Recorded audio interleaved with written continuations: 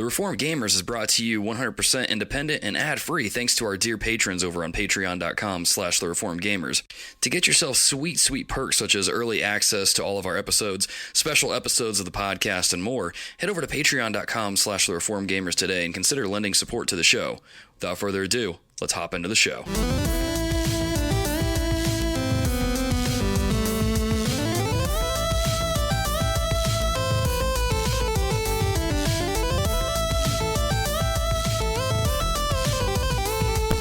Hello and welcome, dear listeners, to episode 159 of the Reformed Gamers, the show all about theology, video games, and trying to figure out what streaming is all about.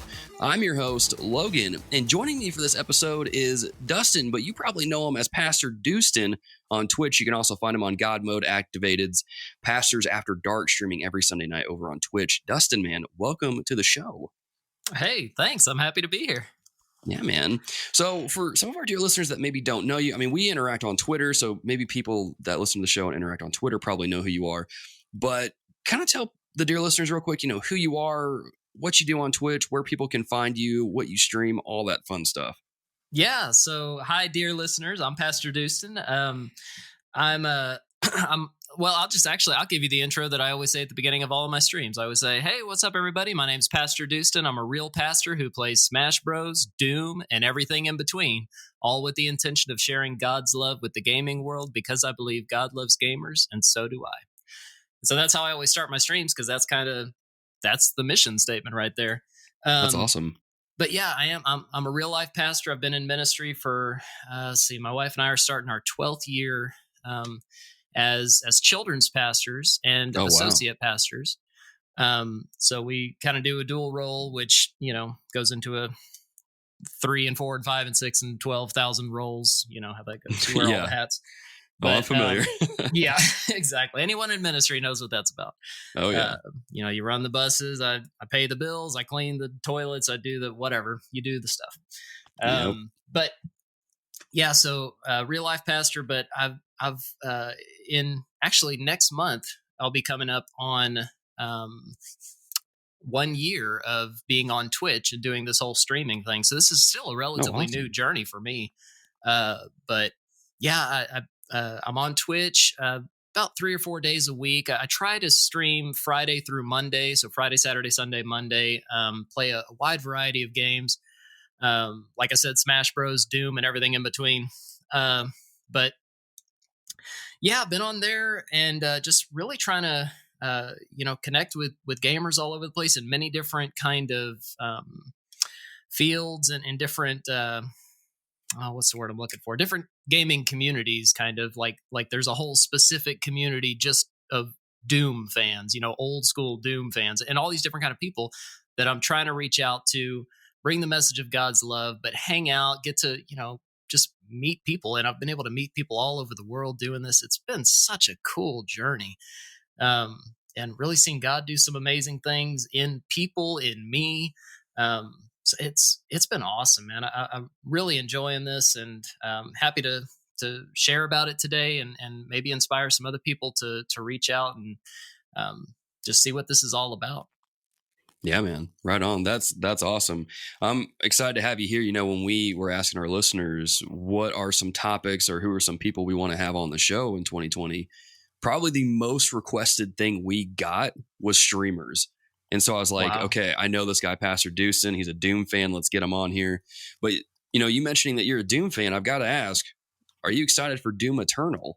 Dude, I can't wait. It's going to be awesome. So you're going to be at a GameStop on midnight to pick it up? Oh, yeah. Day one, picking that right thing on. up. It's going to be right awesome. On. I just played Doom 2016 last year for the first time. Played it through and enjoyed it. And a lot of my listeners are like, dude, you've got to play Doom Eternal. I'm like, okay, I'm getting older. That game has a very high FPS refresh rate. I don't know if I'm going to be able to handle it. It took me a while to warm up to Doom 2016. Yeah, dude, it's pretty fast paced. We'll see how it goes. Cool game though. Cool game though. Yeah. Yeah. But yeah, so dear listeners, you can look forward to that later in the year when we eventually play Doom Eternal. But today we're going to be talking about streaming, community, Christians interacting with that. And I'm so excited to have Pastor Doostyn on to do that.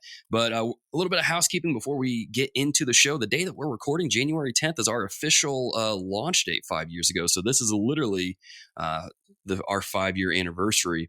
So, but that episode that we're going to be celebrating it, going back, reminiscing, and doing all that stuff with both Adam and Skinner on the show will be in February. So we're going to work on that over the month of January. I want to give a quick update on our YouTube channel and Twitch and all that stuff. Since we're talking about Twitch anyway, it's very fitting. Last summer we did I don't know what the word is, but we concentrated a lot of effort into doing YouTube content creation, and the whole COPPA thing came out and we put it on pause. We're going to bring that back this year, but it's not going to be on a set schedule like it was before. It's just going to be whenever we have time because we're all just that busy. So it'll still be around. So you can follow us on youtube.com/thereformedgamers, twitch.tv/thereformedgamers, all that stuff there.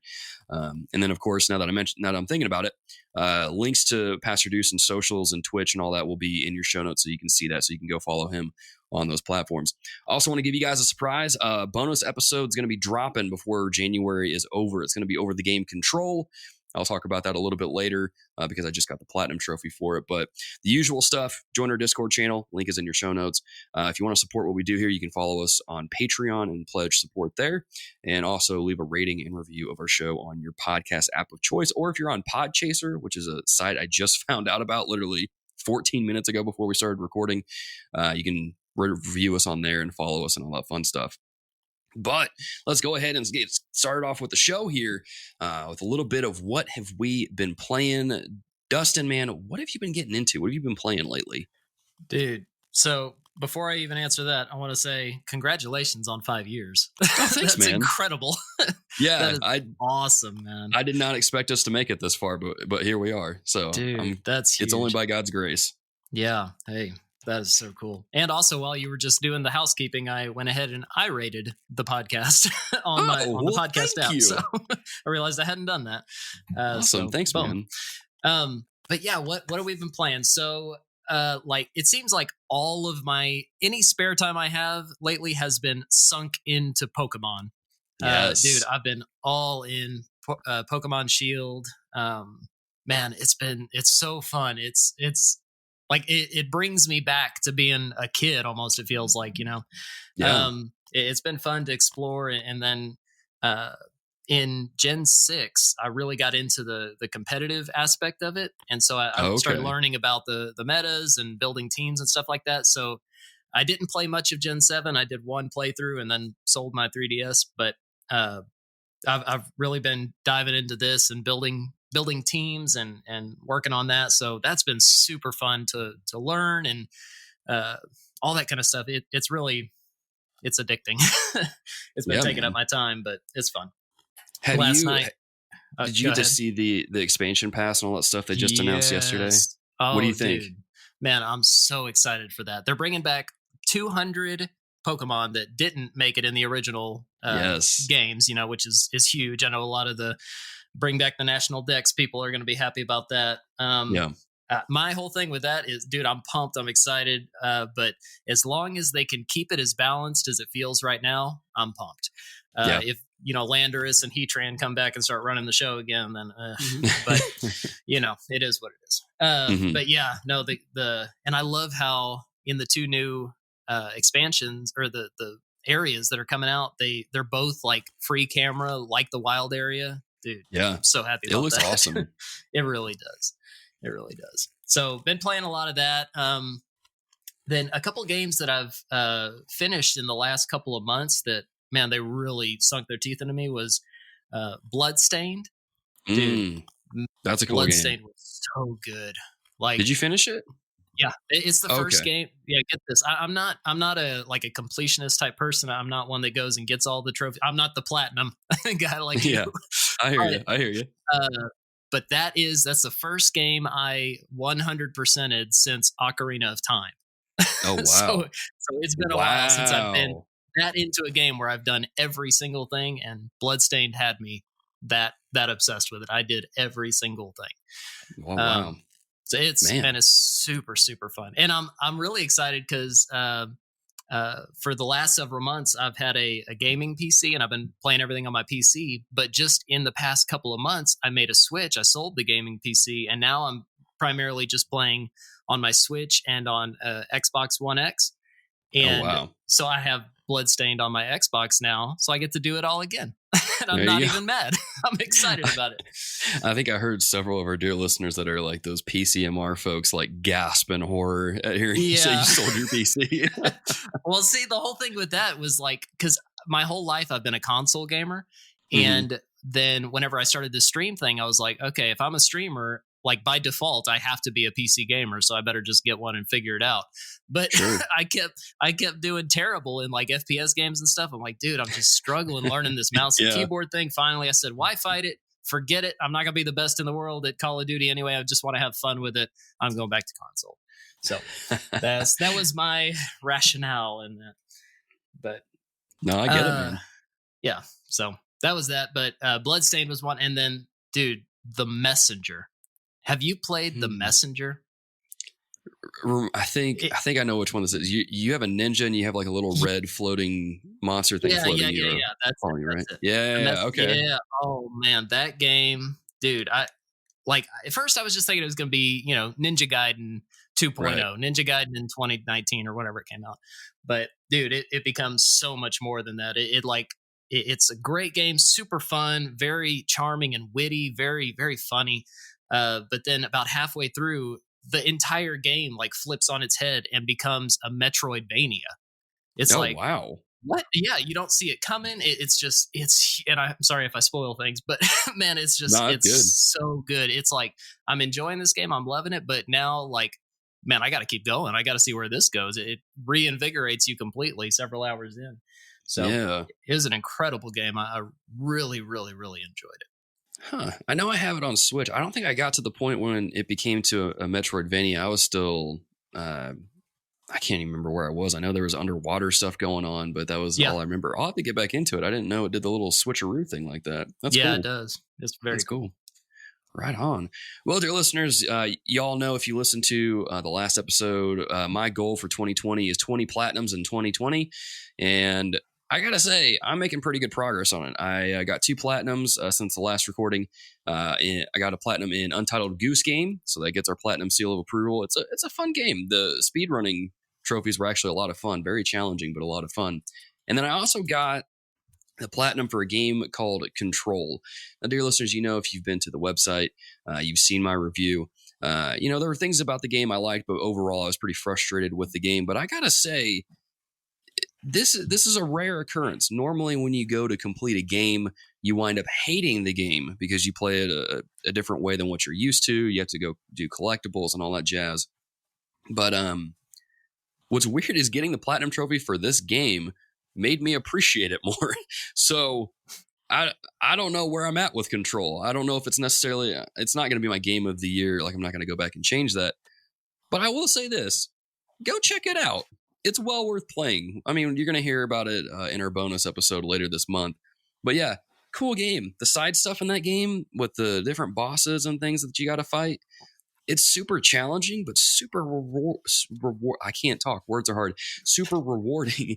And so it's definitely worth checking out, in my opinion. That's Control. If you haven't played that, that'll be one of my recos later on. And then I know that I said I wasn't going to get the platinum for Code Vein, but then they patched in different like tower trial things that help you level up in the game and raise your online reputation. And so now, currently where I'm at, I'm working on the platinum for that. I got the trophy that you get for maxing out your online rank, and that inspired me to write an article for the website. So that'll be coming a little bit later on. But yeah, Code Vein is going to be my 3rd platinum of the year, and I feel like I'm on pretty good track to getting 20 platinum trophies in 2020. Now we'll see how that goes when I come across or when I start working on Overwatch and Dragon Quest 11 and all those other JRPGs, I'll probably quit and cry and all that stuff. But for now, I'm positive. For now, I feel great. Yeah, you're making good progress. Might be a little man. slower once you hit Dragon Quest, but for sure. You're on good pace. I looked at the trophy guide for it, and it said estimated time to complete it was like over 100 hours, and I'm like, oh my gosh, oh boy, what did I get into? But we'll see how it goes. The running gag in our Facebook group is I get the platinum trophy for games before people finish the loading screens when they start playing. So hopefully that'll stay true with Dragon Quest, but I doubt it because that's a beefy game. Yeah. But that's what we've been playing. Now on to what have we been reading, man? Now, Doostyn, I don't know, man. You're in ministry too, so you kind of know how your schedule is constantly in flux, and some weeks you have some free time, other weeks you don't. But man, have you been able to get into reading anything lately? Yeah, that's very true about ministry. Every day is a new adventure, and you never know what it's going to hold. So whenever you have time, you embrace it. Yep, you take advantage of it. And I do enjoy reading. So much more so the older I get, the more I enjoy it. As a kid, you're forced to read, so you hate it. But then whenever you just start reading for your own edification or enjoyment or entertainment or whatever, then, oh, wow, okay, I want to keep reading. I'm enjoying this. Yeah. So I do enjoy reading now.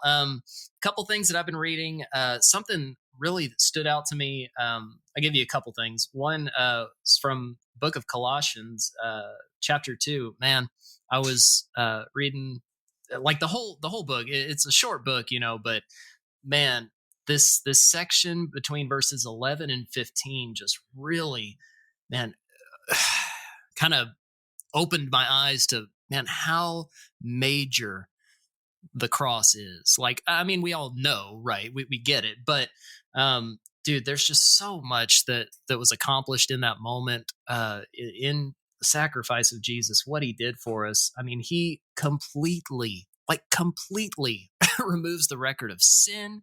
He takes that off of our account. He nails it to the cross. It says he completely disarms principalities and powers, makes a public spectacle of them. Dude, it's a powerful statement, man. Take some time to look through that. Colossians 2:11 through 15, listeners, look at that. Just take a few minutes and soak in that, because there's so much there. That's been something that I read and then I've been chewing on, and I spent a couple hours with it a couple days ago and marked it all up, and there's so much in there. So that's one thing. And then as far as books, I reread a book recently by Scott Wilson. He's a pastor in Texas. It's called Clear the Stage. And it's an awesome story. I think the tagline of it is something like making room for God. It might be. But he tells this story about it's a very large church. And he tells this story about how they had this big production that they'd been working on, planning, had all this stuff, all this money and time and hours that they had sunk into. And it was the theme of it. I don't even remember what the actual sermon series was called, but the theme of it was based around the Wizard of Oz. And I think like each character like represented something or something like that. But this huge production, right? And they had this huge like stage design, the whole stage. I mean, it looked like you're in the movie, right? And so I think it was the night before the series is supposed to start. And it was like Spirit of God just starts speaking to Pastor Scott and said, dude, whose church is this? Is this your church or is this my church? There's something that I'm wanting to do. And it's not going to happen if you follow this path, is basically it. And so he kind of has this real, man, come to Jesus moment with Jesus. And that's the hardest one to have. Yeah. And so he kind of realizes, man, I'm not letting God have his way in his own church. And so the next morning he tells the whole team, tells everyone, hey, change of plans. Here's what we're doing. And what they do is they have the stage all set up, right? And on that day, the pastor addresses the congregation and tells them, hey, we have not been leaving room for God to do what God wants to do. And it kind of tells the whole thing. And each week, over the next several weeks, they remove one piece of the stage design and go through, I guess, kind of a reverse of what the series was going to be. And by the end of the series, the stage is completely cleared, hence the name, Clear the Stage, and talks about we got to get back to seeking God and not our plans. I mean, plans are great. You know, we need to not just fly by the seat of our pants. We need to be prepared and all that kind of stuff. But we need to seek God first. What is your will, not our will, you know, that sort of thing. And so that was really challenging and encouraging. Definitely recommend that book highly. Clear the Stage by Scott Wilson. So that was a reread for me because I read it a year or so ago whenever it first came out, and then just reread it recently. And yeah, great book. Right on. I'm gonna have to look that up. That sounds really, really good, and that's kind of I don't know if serendipitous. I don't know if that's the right word here. I mean, God's doing some, you know, God works. I think that's pretty fitting for kind of what I'm trying to do with my youth ministry and some of the things going on at our church. So that's cool. I will look that up. I'm looking here at the show notes. I didn't add in the verse I was going to talk about, but I'll talk about it anyway. You know, we kicked off our youth stuff this past week, at least at the time that we are recording. And I kind of took my students through 2 Corinthians 5:17. That says, you know, for those that are in Christ are a new creation, the old has passed away, behold, the new has come. And, you know, I was asking my students, you know, who are you going to be in 2020? And just really kind of getting into just being real with them. You know, it's like we all struggle with stuff. We all did stuff in 2019 that, you know, we're probably not proud of or we're still holding on to. And for some reason, we're bringing that into 2020 and we're still focusing on it and still holding it over our heads when God's already forgiven us. Why do we think we're better than God and when we still want to hold on to it? And so it's just this idea of like, you know, as we go into the new year, like, let's just cast that stuff off, you know, like if there's sin that we need to repent of it, turn away from it. But like, we can't keep looking to our failures thinking that's going to change anything. That's actually going to make us fail even more. So we can't just let that stuff hold us down. We can't let that stuff hold us back. And so I just tried to encourage them in 2020. It's like, you know, don't let your past define you. If you're in Christ, you're a new creation. That stuff doesn't carry any weight against you anymore. And then, you know, if you don't meet your goals this year, like some of them were like, oh, pass class, you know, I'm like, okay, that's a good one. You should pass your classes. But a lot of them, I could tell some of them were kind of actually nervous about that. Like they were genuinely nervous that they wouldn't pass. And I was like, look, even if you don't pass your class this year, that doesn't mean you're less than, that doesn't mean God doesn't love you. It doesn't mean any of that stuff. Just keep going forward and just keep following God. And so that's one of the things that I was teaching my students with. And then the other book I started reading, you know, when it comes to the end time stuff, the book of Revelation, it's probably the one area of the Bible that I'm the least versed in. Like I really just, my knowledge of it goes as far as the Left Behind books.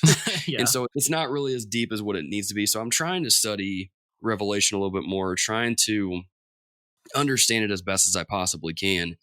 And I started reading, was it the end of time according to Jesus? Last time? It's something that R.C. Sproul wrote about it. That confused me even more. So then my wife gave me a book on the 4 views on the book of Revelation, which has kind of helped a little bit because it breaks things down more than what R.C. Sproul was doing. And I'm going to be honest, I still have no idea what a lot of that stuff is. There's just so many different views on it, and there's so many different like perspectives, and I don't really know where I land still. You know, I think this is going to be a year-long process. I think the listeners probably won't be surprised when I say this, but I probably lean more like premillennial, I guess, if we were to put a term on it or a perspective, which is the most common one that is here in the States, right? Rapture and all that stuff. But I'm still trying to learn it because, like I said, I've read Revelation probably twice all the way through, but I've never actually sat down and studied it. So that is what I will be doing in 2020 as well. So dear listeners, if you have any recommendations for books, commentaries, sermons, that kind of stuff, send them my way, because I would love to just drink from the fire hydrant that is the book of Revelation. Yeah, and it try really to figure is. this out.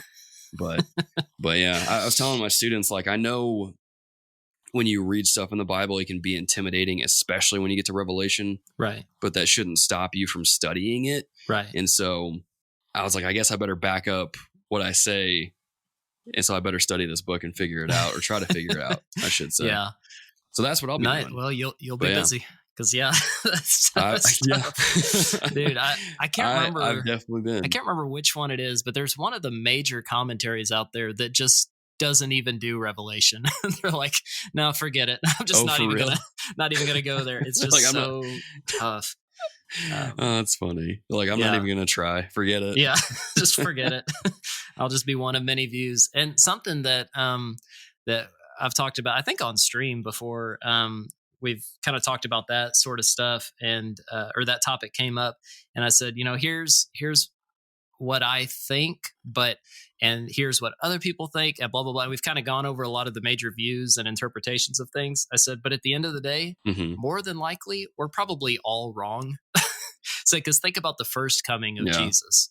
All the experts, they had their expectations. They were certain that it was going to be such and such a way, and everyone was wrong, but it doesn't mean that it wasn't, the prophecies weren't accurate. They were, we couldn't see it that way. So it's like, man, whenever God's plan comes to fruition, I just want to be ready. I'm going to try to understand as much as I can, and I'm going to study God's word. But at the end of the day, I'm not going to stake my salvation on whether I get the right interpretation. I'm going to, stick to Jesus. Hey, I'm ready. First boat out of here. Let's go. Whatever you got planned, I want to be a part of it. So, and that's basically the approach that I take. I'm like, I'm millennial, pre-millennial. I don't know. I know Jesus is going to do something, and I'm still going to study this stuff. I want to try and figure it out, because it's in the book. It's important. But I'm just like, I really just want to keep sharing the gospel with students, keep discipling them. That's what I want to do. And then if I can figure out some of Revelation along the way, hey, cool. But yeah, if I don't pick between pre-mill, post-mill, all that stuff, like, I'm just, it's okay. It's okay. My mind may change later in the year. We'll see. But that's where I'm at right now. So like I said, dear listeners, you got any recommendations, you send them my way. I'll take a look at them when I can. But before we get into the topic of the show, I want to remind y'all to leave a rating and review of the podcast on your podcast app of choice, or if you're on Podchaser, because I guess that's a website now, you can go over there, leave a rating and review. That would be greatly appreciated. But now to the topic of the show, man. Streaming, I think, has blown up over the past, I would say, decade even. It's gone from just very kind of remote sort of things to where it's this big thing now. Like ESPN streams Overwatch tournaments, Dota tournaments, those kind of things.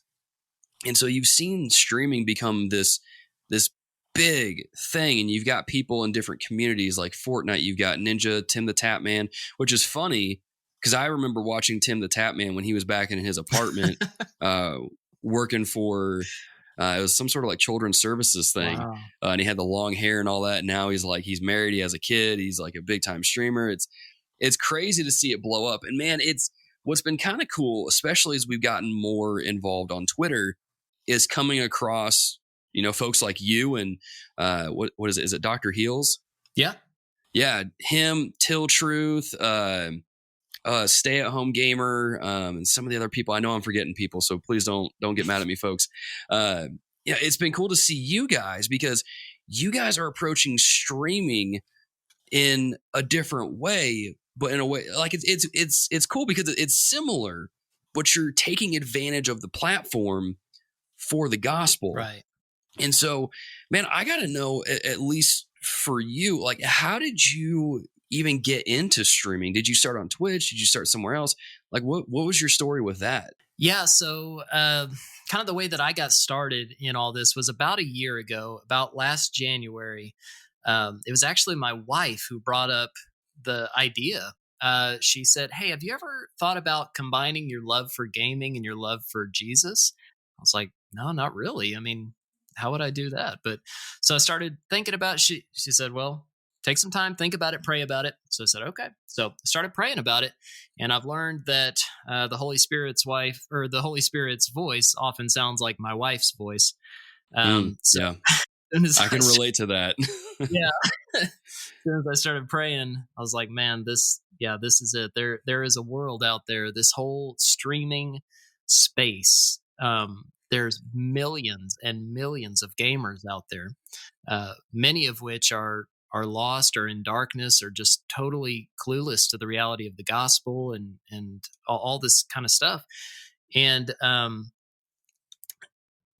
I didn't know if there were any Christian voices out there. Well, it was really where I started. So I knew of one. I knew of Susie Live, Pastor Susie. Oh yeah. Yeah, I knew of him. I had never even been on Twitch, or like I didn't even have an account on a streaming service or anything. Hmm. I play games, but I've never watched a stream.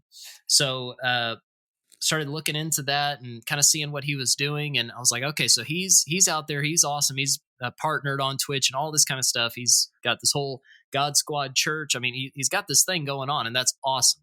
Said, but if he's the only one, he can't reach everybody. So I said, I'm going to get out there too, and I'm going to see what I can do and try and reach some more gamers for Jesus.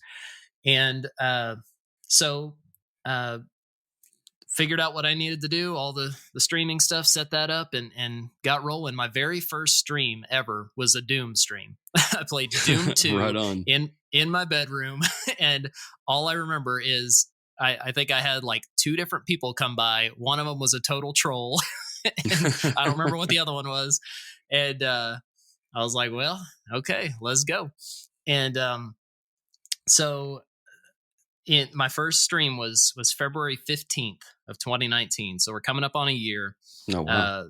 that I've been doing this. And actually, I need to come up with something fun to do for the 1-year anniversary to give that some thought. But yeah, it's been such a journey. Like the different people that I've been able to meet. I've met people all over America, all over the Middle East, South Africa, Europe. Oh, wow. Different people who come by, and not everyone's a Christian, and that's cool, because that's not really who I'm trying to reach. Like, it's awesome to meet other believers and to build each other up, and just have good fellowship and fun and laugh and meme and all that kind of stuff together. But ultimately, like I say at the beginning of each stream, I'm playing with the intention of sharing God's love with the gaming world, because I believe God loves gamers, and so do I. Absolutely. And so I try to do a lot of things to kind of get that message across in every stream. At the beginning of each stream, we kind of chat for a little bit. We do a verse of the day, talk that through.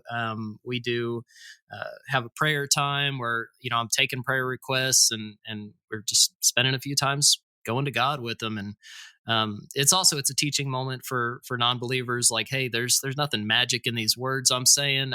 We're lifting up faith to God, and so it's been cool to, like, even though I'm playing these games, it's so many different games like Doom. I'm splattering demons all over the wall, right? And like, so it attracts different kinds of people. Most of the people who are coming to watch Doom are not believers, but it's like, hey, I know you might not believe the same way I believe. That's cool, man. You don't have to believe to belong. I'm just here to hang out with you and to share God's love with you, because the Bible talks a lot in 1 John about how we are known by how we love one another. That's how we're known that we're God's disciples. And so, man, you might not believe the same way I do, but you know what? I believe that God loves you, and I love you. Whether you love me or not, dude, I love you, and I'm happy that you're here. And so I just try to be real and genuine with people. And, we get to have all sorts of very real conversations about things. But yeah, I don't want I know we'll talk more about it. I don't want to get too into it, but that's kind of where I started on Twitch for about a year now, and been able to meet so many awesome people through it. It's been really cool. Right on, man. And I've seen like a couple of your streams, and I know that you don't shy away from saying you're a Christian and you share the gospel and things like that. And with you coming up on a year, like what has your experience been like going streaming that way? Like, have you gotten any pushback from other Christians that may think we shouldn't be playing games, or have you gotten pushback from other people who maybe come in that aren't Christians, and they come into the chat and they have probably some misconceptions about Christianity? And at least in my experience, I know people can get pretty angry when they try to talk about it. Have you experienced anything like that, or what has that been like over the past year? Yeah, so I've definitely gotten pushback from both sides, which is expected. Like there's Sure. absolutely there's been plenty of believers who think should be playing this kind of game or shouldn't be on this medium period, or uh you know whatever, fill in the blank. I think you should blank. um but and then on the other side, there's been plenty of people violently opposed to the gospel and what I'm doing and the words that I'm saying. And a lot of how we're able to uh, interact with people like that is really in our response to that. If someone blows up at me and I immediately get defensive and I go on the attack and I try to defend and whatever, then it becomes this battle, this fight, and I'm not here to do that. That's going to push people away. Yeah. So much of how we can win someone, or at least show someone, dude, I'm going to stick to my words. Like I'm sharing a message of love. I'm going to back it up by my actions, is how I respond to that person. And there's been plenty of people who, because of the response, where they see I don't go all, holier than thou and, righteous judgment all over them or whatever, that they see, hey, this guy, he's real. He's accepting me. We can have a real conversation. Even if we disagree on things, he's going to share what he believes, but he's not going to force it down my throat. So we've been able to have those kind of conversations. And there's been a lot of people that at first were violently opposed who have stuck around and who are regular people that I see from time to time, who follow me on other social stuff and will send me messages and we'll talk about stuff.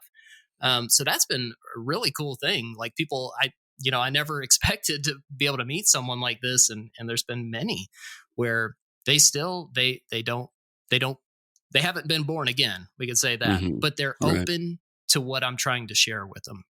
Yeah. So that's been real cool. But I mean, ultimately a lot of it comes down to Galatians 1:10. Am I seeking the approval of men or the approval of God? Yeah. I know God's called me to do this. I believe that fully in that prayer time back in last January. And so not everyone's going to agree with it. And that's okay. That everyone, we can do what we want. We can think what we want, and that's cool. But I do believe that God has called me to do this. So I'm seeking his approval, not anyone else's.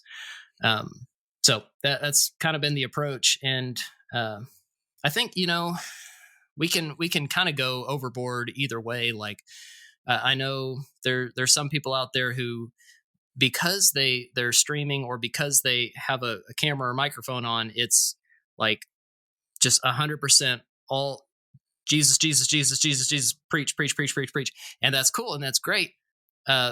It's hard to reach people that way sometimes if you don't start building that relationship, and that's what streaming is. A lot of it is just building relationships. Because people, they come maybe for the game, or they come because of, interesting title or whatever. Like all my Doom streams, I title Pastor Killing Demons. that's the title of every Doom stream. I like it. Pastor Killing Demons. And so it attracts people, even if they're just there for a second to troll or whatever, but it brings people in. Like, what? Pastor Killing Demons? And I always say, yeah, dude, it's part of the job description. It's what I do. Yeah. And so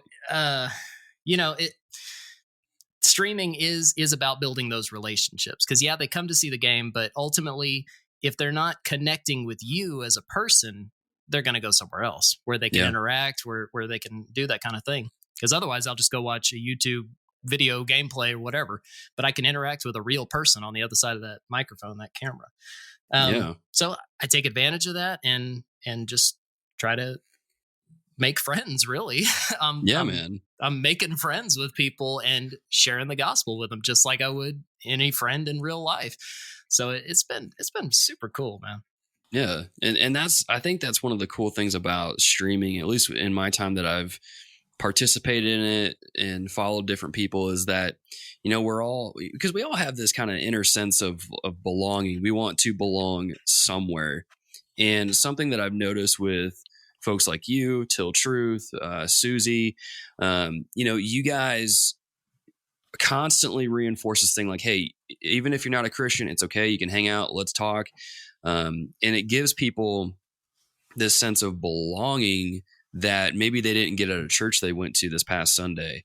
And so I think it's cool that you guys are able to do that, to extend that hand to people and to build those relationships. And it allows them to come into the communities that you guys are building online and feel that sense of belonging. And kind of along this sense of community, one of our listeners, Connor Felty, wrote in a couple questions here that I'll go ahead and ask, and we'll see what we can answer. And he says, how are online streamer communities an important modern iteration of God's intention for humans to be in community? And what functions of community can online communities not fill? So I guess in some ways, how are they fulfilling that community aspect, and how in some ways can they not fulfill it? Yeah, that's a great question, Connor. So yeah, I mean, we're made to be in community. It's not good for man to be alone. We're made for people. We're made to be together with people. And we're very blessed to live in the time that we are, with the devices, with the internet, these connections that we have that people for thousands of years have not had access to. An online community is such a great thing for that piece in some ways. It really is. We're able to hang out like in a stream or in a Discord or whatever, and like we're making very real connections with very real people. We're making friends across the world through the internet that we may never meet. There's so many people that I've met that I'm probably never going to meet this side of eternity. There's just they're awesome people. I love talking with them. I love joking with them, having serious conversations with them. And so in that way, it is a real relationship, just like any other. I look forward to hearing from that person. I can build them up. They can build me up. We can keep each other accountable. Any type of relationship. So I think it's very real. It's very valid. But at the same time, there are pieces that can't be fulfilled through just a purely online community. There's something about being in the actual physical presence of another person that you just can't get. I mean, even if we're looking at each other through webcams, I'm not in the room with you. We're not really together. We're communicating. We have that full communication piece, and that builds relationship, and that is good for us. That's healthy for us. It's good for our own mental health and emotional health and all that kind of stuff, to have friends, have connections. Yeah. But I really do think there's a piece that is missing with that. So it can't be a primary thing. It's got to be, that's a supplementary thing to our real life community. So yeah, it's awesome. It's real. It's valid, but it can't be everything. Right. We need to have real life connections, real life friends. Yeah. Yeah. That's something we've noticed when, at least with TRG and our Facebook group, one of the rules in our group is, this does not replace your church, because we understand that, while we're here, we're interacting with real people, we're making those connections. It's like what you said, there's a very big difference between talking to people online and physically being in the room together. Like I've got a cousin right now who God has just gotten a hold of him, and he's wanting to know more about the Bible. And I'm like 3 or 4 states away, and I can't, and I constantly tell him, like, dude, you got to go to a church or find some Christians on your college campus. And And he's like, oh, okay. And then every time I text him, I'm like, have you done it? And he's like, no. And I'm like, what are you doing? but that's the thing. Yeah, man, the interaction thing is so key that we have to have like the physical aspect of it. Not where we're like arm wrestling each other, but like being together in a room together is very, very key. So man, that's good.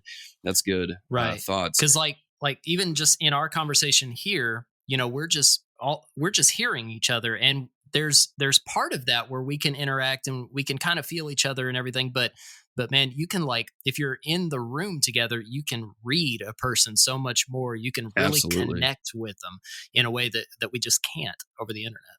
Yeah.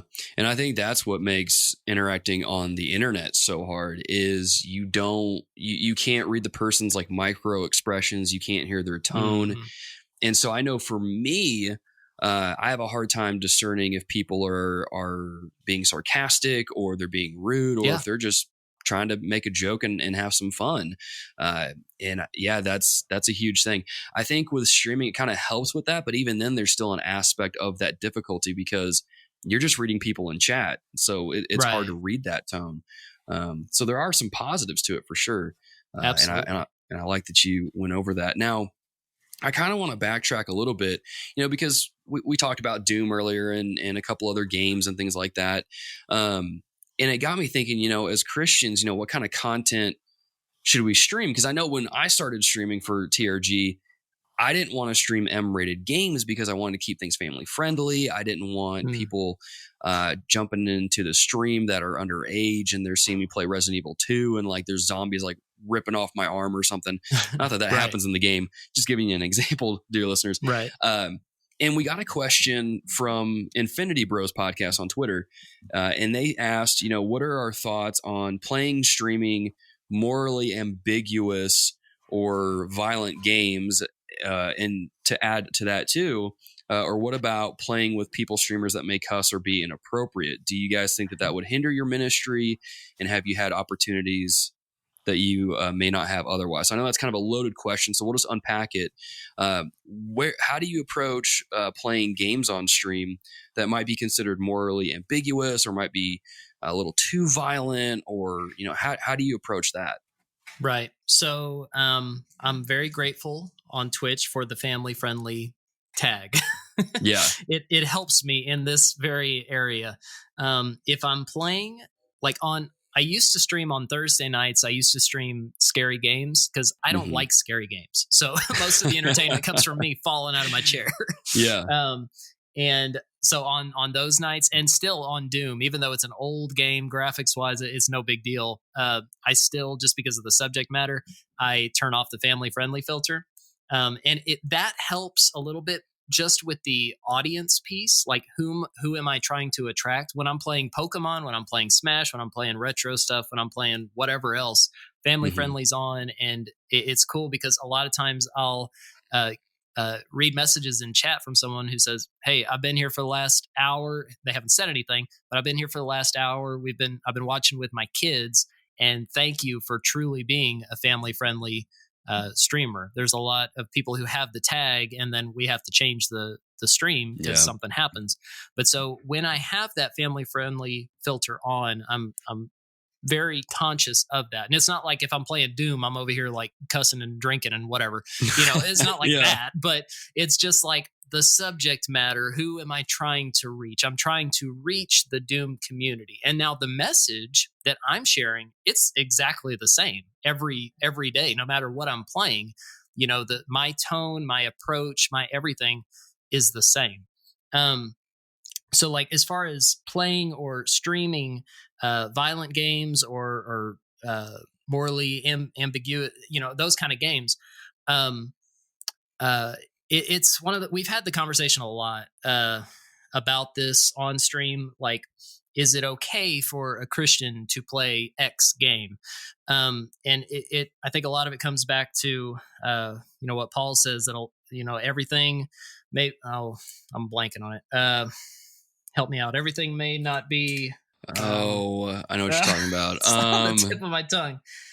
Oh my gosh, This I've is quoted also this. one of those things with streaming is like my brain's doing a bunch of different things. And so like basic things that I would know if I wasn't streaming at the moment, I could tell you, Yeah, but this is one of those moments. Everything may be permissible, but not beneficial. that's There's the it. words I'm looking for.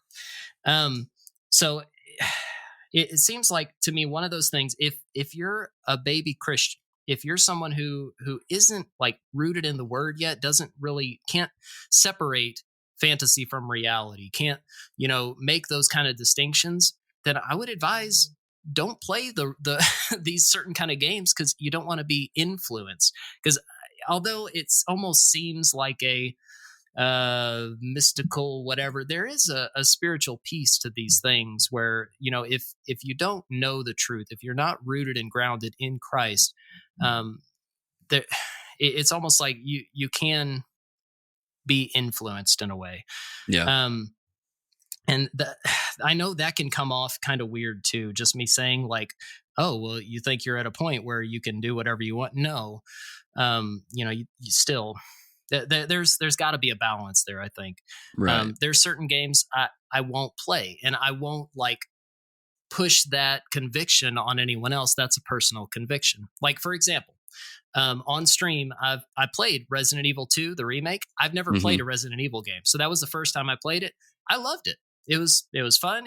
I was jumping out of my seat halfway through. I changed it and put the Thomas the Tank Engine mod in there, so it wasn't as scary. Although you didn't want X coming to give it to you. Yeah, no, X gonna give it to you. No, I didn't want that. But I found, actually, funny note on that like at first I put in the full mod, so it would play the theme song and this happy train's coming at you, and that just made me laugh. But then I like took out the audio piece, and so it was just like quiet, and you heard the train tracks and the whistle, and it became terrifying. It was the scariest thing ever. I remember my viewers, they were clipping it and they loved it. I had the flamethrower, and I was shooting the train with the flamethrower, and he was still this big bright smile, but his face was all charred. That is like, creepy. Oh, it's so that is worse. so creepy. But so that game I played, I had a great time. I finished the game. It was great. Then I said, well, let's try another one. So I tried Resident Evil 7, and I couldn't do it. Yeah.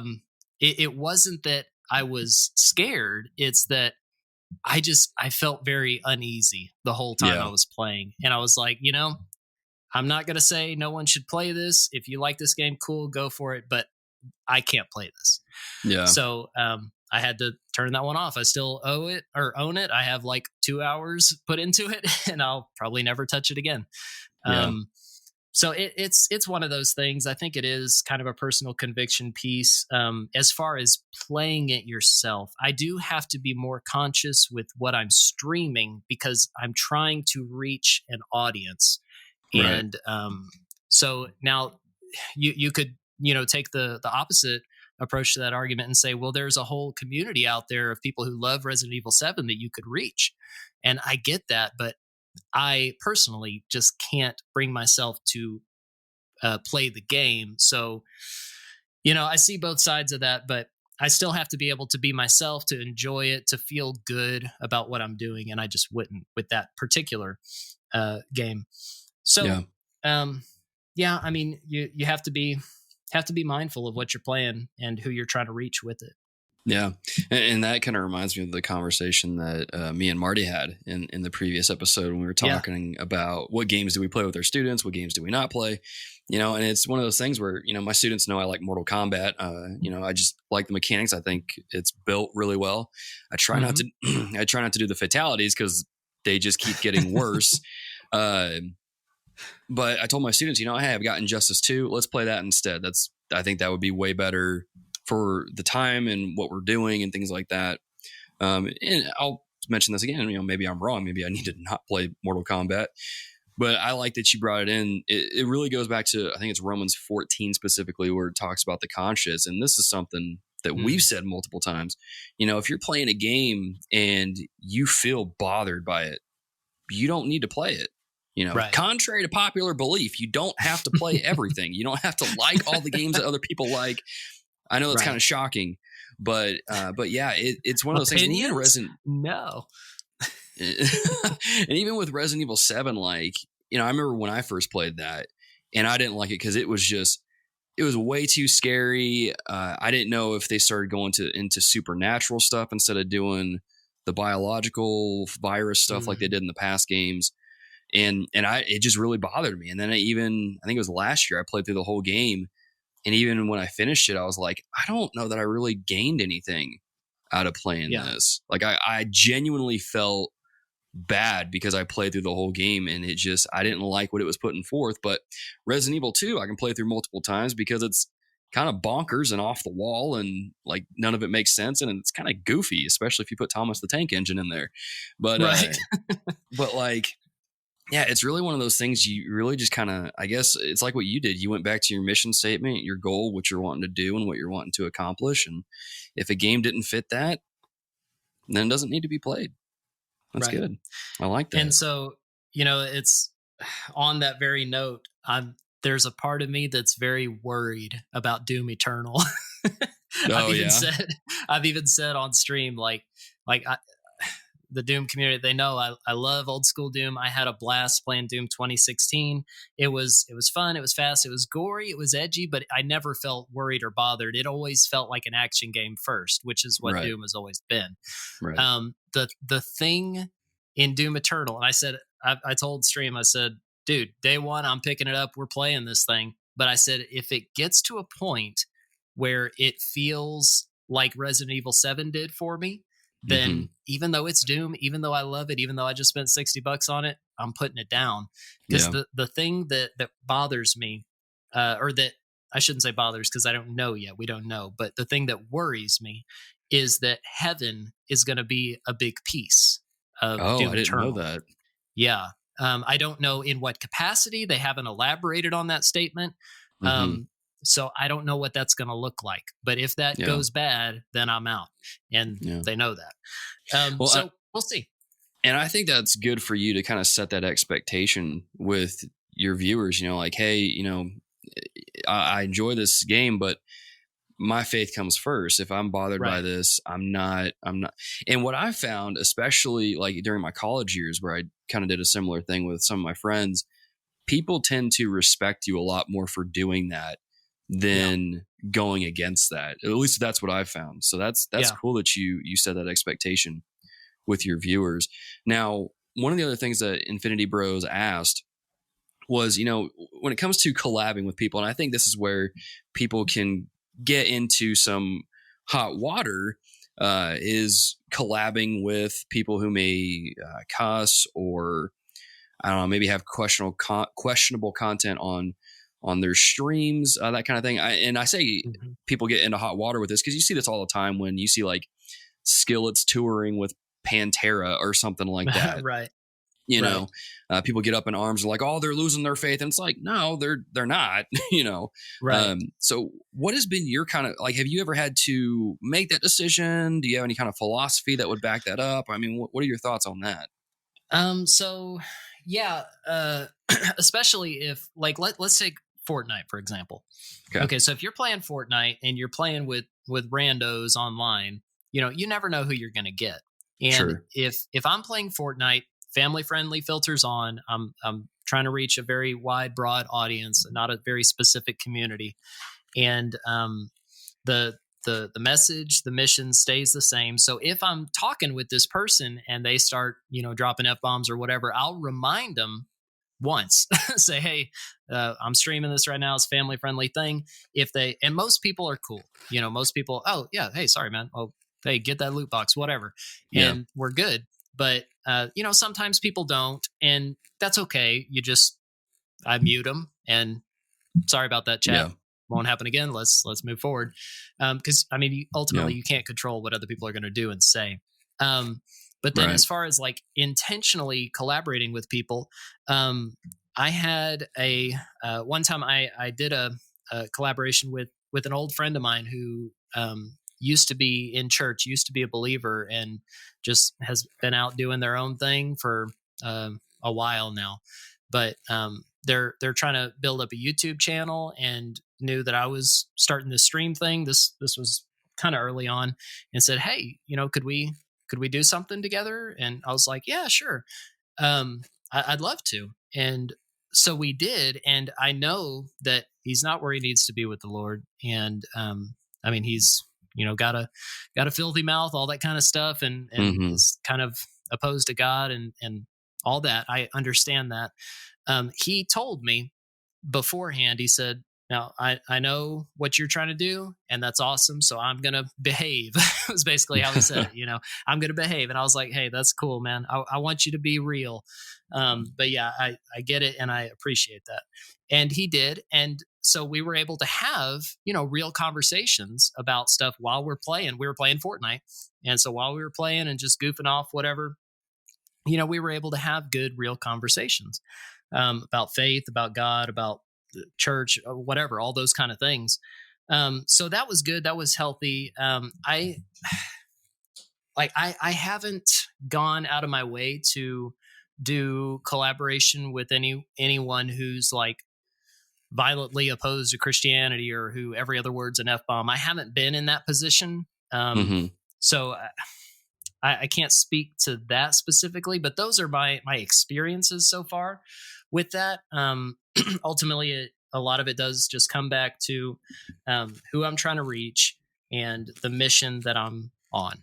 Yeah, that's cool. And I like that you keep going back to that mission statement, because really, and this is just a good business tip. If you stick to your mission statement, then that helps you really carry your business both with integrity and in a way that, at least for us, what we're trying to do honors God. So that's good. Absolutely. Now we are running out of time, so we'll do a couple questions from Retro. I can't say it out loud. I can type it just fine, but trying to say it out loud is like trying to say that like I'm the seashell thing. So the guys over at Retro Rewind podcast over on Twitter asked us some silly questions, and I think we could answer some of those. If Jesus was a game designer, what genre do you think he would make games in? Oh boy, if Jesus was a game designer, man. Now all I can picture is Jesus with like a headset sitting at a computer programming. That's weird. So basically the Game Church logo is what it is. Yeah. Yeah, exactly. Man, I don't know. Like, okay, I wouldn't think, probably not an FPS game. It's probably not going around killing people. Maybe some kind of RPG. Okay. Maybe some kind of RPG. You got to put some thinking, some planning, some strategy. I don't know. Yeah. Walking on Water Simulator 2020. Oh gosh, that's already coming out. We did an interview with the developer. That's a thing. I'll have to send that to you if you haven't seen it yet. Oh my gosh. Okay. I don't know, man. I said in the last episode I don't think Jesus would play video games, period. But I just yeah. I don't know. If I had to think of something, if he was going to make a game, it'd probably be like something like Minecraft, but better than Minecraft. Yeah. Which I guess is just real world creation. I don't know. I don't know, man. Retro Rewind, like Francisco, you and Paul tell us, man. You let us know what you think on Twitter. Let's throw me off. The thing is, the question, I'm going to be honest, this question kind of gives me a little bit of trepidation because early in the show, when this show was like probably a year old, this was our third or fourth episode, I think we answered a question similar to this, and it got off the rails so bad. I think we made a game called Shotgun Messiah. It was bad. Dear listeners, do not go look for that episode. Do not go look for it.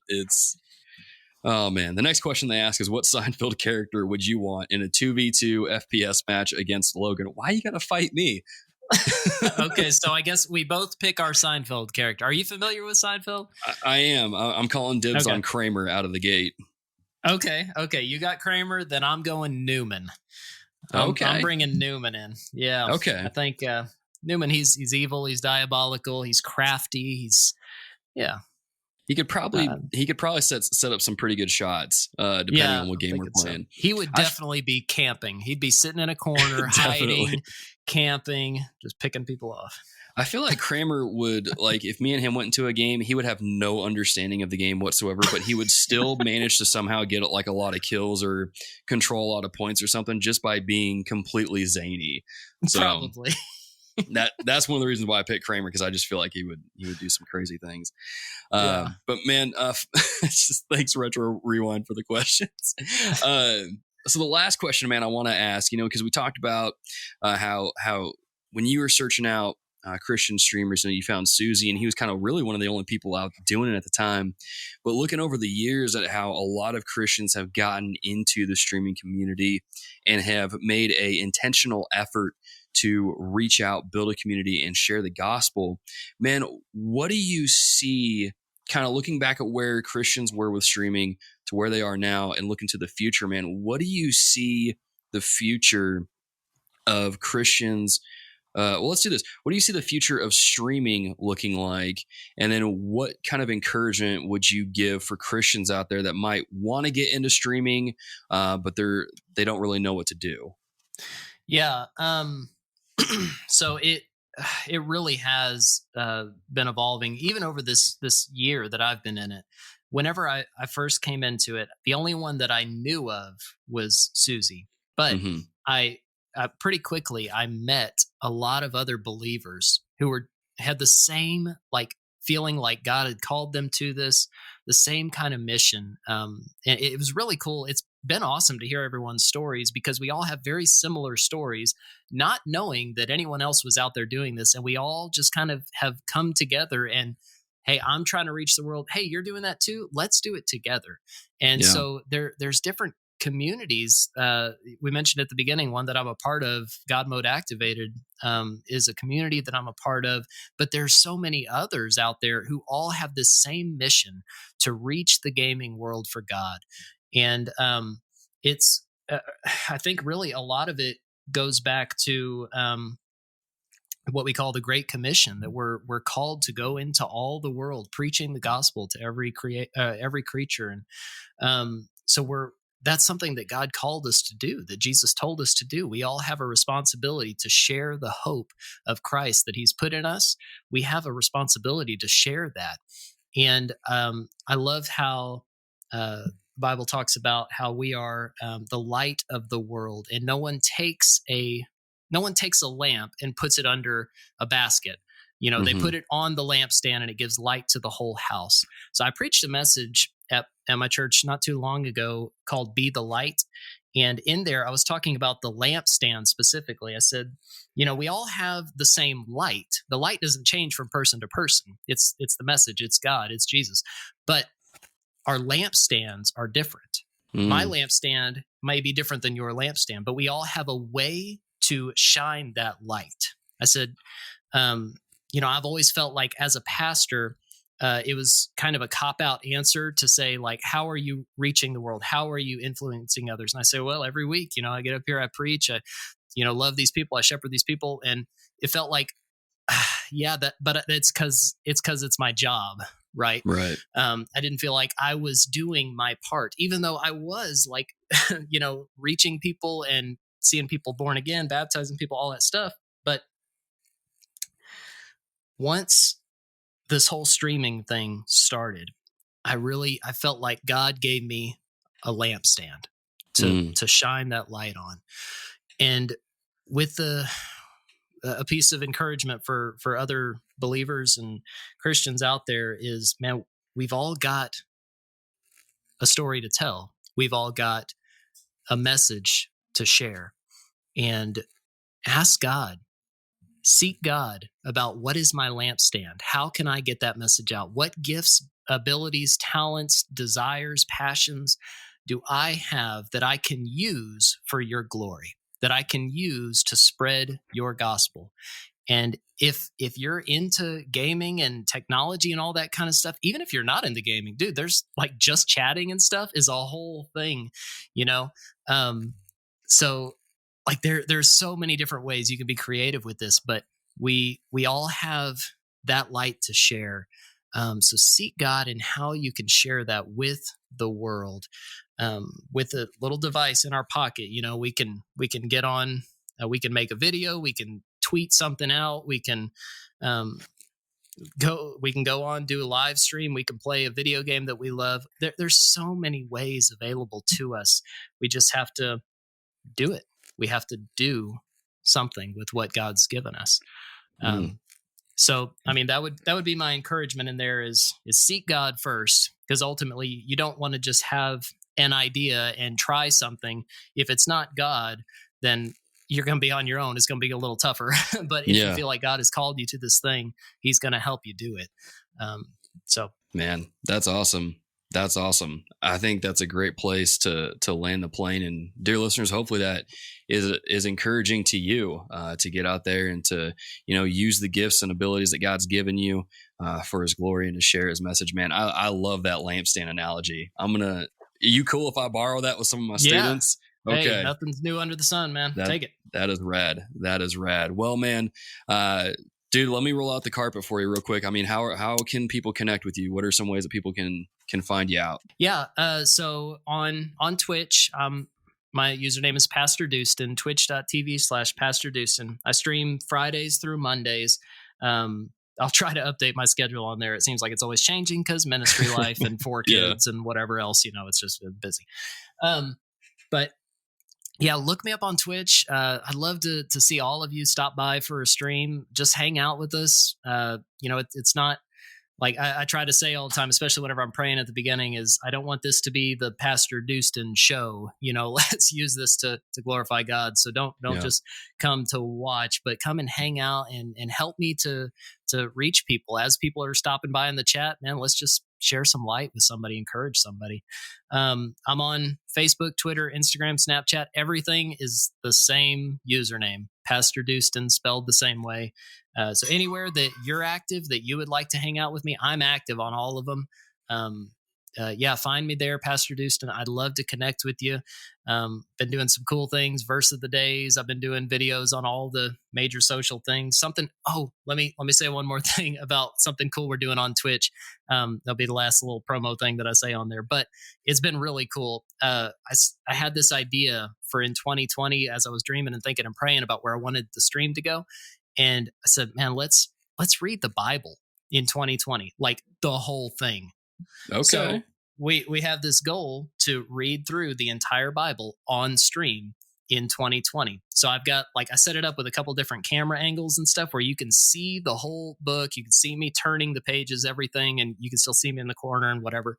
But we're just reading through the thing, getting it in our system, getting it out there. Because, a lot of us, we have this goal to read through the Bible in a year.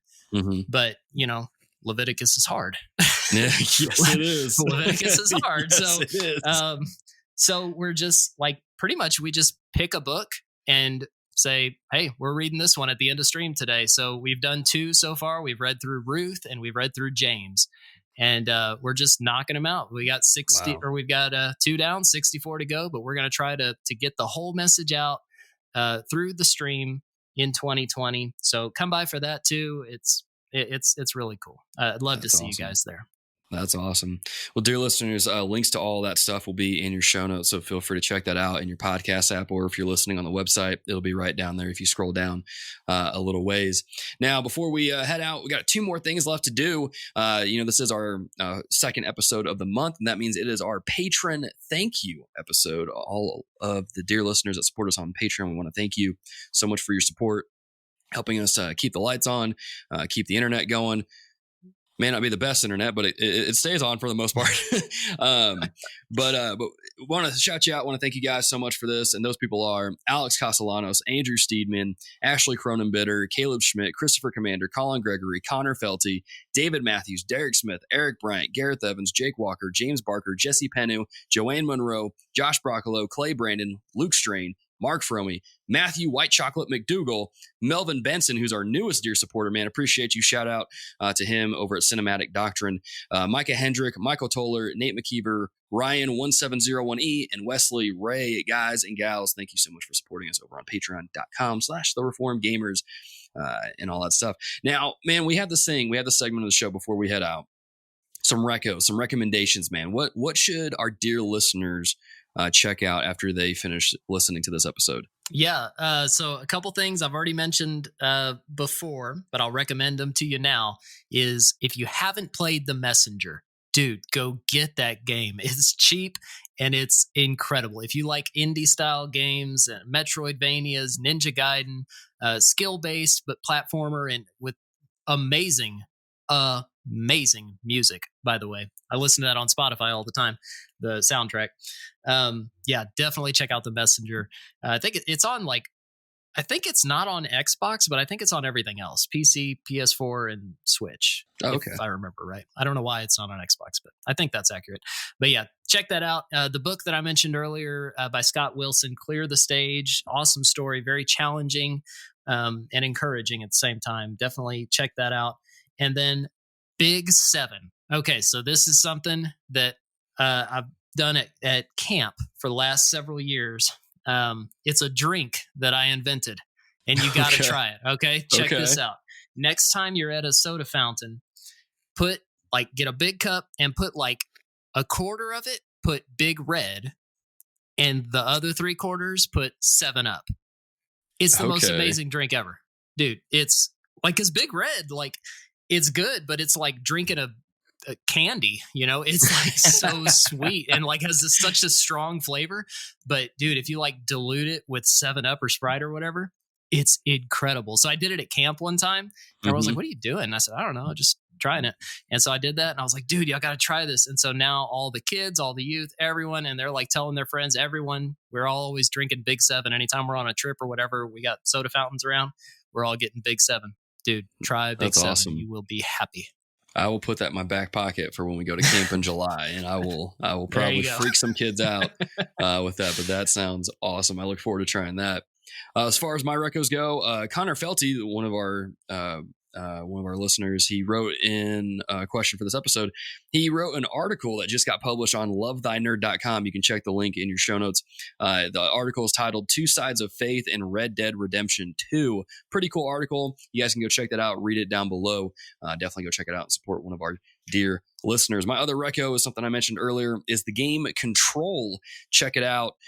Play it. See what you think. I think you can get it relatively cheap for I don't know, just about anywhere now. I think Redbox probably doesn't have any more games, but if you have one near you and they're still selling their games, check it out, play it, and let us know what you think, so that way you can get ready for our bonus episode later this month. Man, Doostyn, thank you so much for coming on the show. Appreciate you, man. Yeah, thanks for having me. I've had a blast, and it was awesome to meet all you awesome dear listeners. Thank you, guys. Yeah, man. Well, like I said, dear listeners, you can check out his streams and stuff with links and all that stuff to his socials in your show notes. Definitely go check that out. But as we come to a close on the show, I just want to remind y'all a few different ways that you can interact with us. If you want to support what we do here at the show, you can go to patreon.com/thereformedgamers. Pledges as low as $1 a month goes a long way in helping us continue what we do and get you sweet perks like early uncut access to all of our episodes, behind the scenes, exclusive roles on our Discord channel, and different things like that.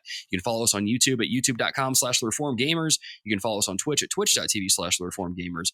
You can find all of our links to literally everything on our website, thereformedgamers.com. So links to our Twitter, Facebook, Instagram, all that fun stuff. We might make a TikTok. I don't know. Stay tuned. But until next time, dear listeners, GG and amen. Thank you for listening to The Reformed Gamers, the show all about biblical theology and gaming. The reason the show sounds so good inside your ears is because TRG is edited by David Skinner. You can find extra content on our YouTube channel at youtube.com/thereformedgamers. The Reformed Gamers is entirely fan-supported over at patreon.com/thereformedgamers by our dear patrons. The following people are at the producer level or higher and will forever be thanked and mentioned here at the end of the show, as long as their pledge comes through each month. Those people are Alex Castellanos, David Matthews, Eric Bryant, Gareth Evans, Luke Strain, and Wesley Ray. Thank you for your support over on patreon.com, keeping our controllers charged, and fueling my addictive habit of getting platinum trophies. Until next time, GG and amen.